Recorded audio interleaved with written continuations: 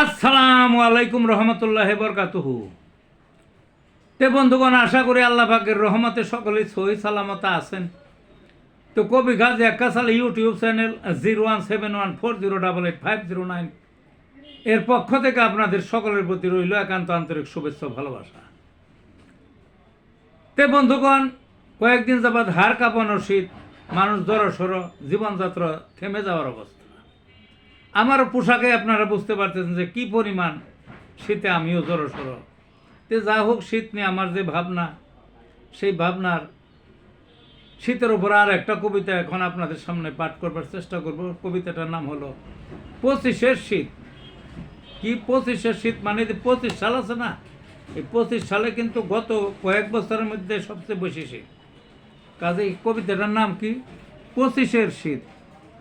ওরে তোরা কোথায় গেলি, থাকিস না আর দূরে, হিমালয়ের শৈত্য বাতাস বইছে কেমন করে।